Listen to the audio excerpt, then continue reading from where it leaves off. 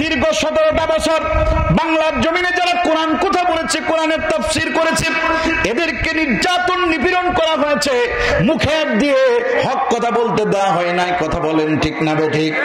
এবার আমরা আওয়াজ দিয়ে বলেন, আমি মিথ্যা বলতে আসি নাই, আমার কথাগুলি রেকর্ড চলতেছে। দীর্ঘ 17টা বছর আমাকেও কত মানুষ বলেছে, হুজুর এই এলাকার মধ্যেই সমস্যা আছে, ওই ব্যাপারে কোনো কথা কিন্তু বলা যাবে না। কথা কোন ঠিক কিনা? কিন্তু তুমি মুখ বন্ধ করলে হবে না, আল্লাহর কালামের কথা এখন বলার সময় এসেছে। কথা বলেন ঠিক না বেঠিক? আওয়াজ দিয়ে বলেন ঠিক না বেঠিক? আল্লাহর কালাম বলতেই হবে। কথা বলেন ঠিক না বেঠিক? বাংলাদেশের সময় এসেছে, সময়ের দাবি এসেছে ইসলামী হুকুমত কায়েম করার। কথা বলেন ঠিক না বেঠিক?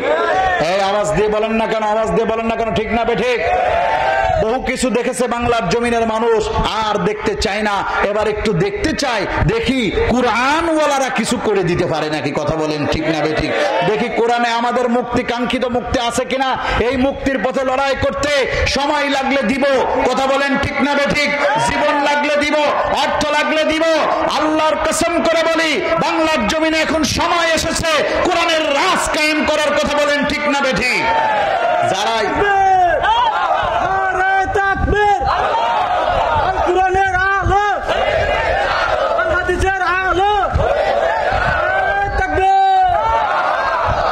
যারাই আসছে তারাই খাইছে। আমি কারোর নামও বলতে চাচ্ছি না, কারোর শত্রুতাও করতে চাচ্ছি না। এখন একটা সুযোগ চাই, যারা আসে নাই তাদের একটা সুযোগ দাও, দেখি তারা খায় না তারা কিছু দেয়। কথা বলেন ঠিক না বেঠিক? আওয়াজ দেন ঠিক না বেঠিক? যদি এরাও এসে খাই, বসবো এদেশে আর কেউ আমাদের ভালো চাই না। কথা বলেন ঠিক না বেঠিক? একটা সুযোগ দেওয়ার দরকার আছে।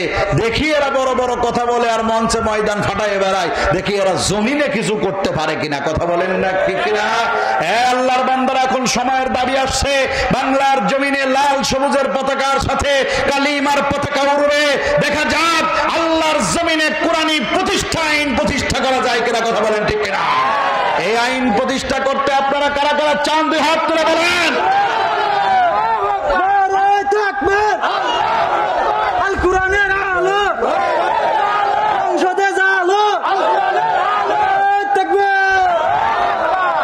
আল্লাহর জমিনে আল্লাহর হক, আল্লাহর কথা, আল্লাহর আইন বাস্তবায়ন করার দরকার আছে কিনা?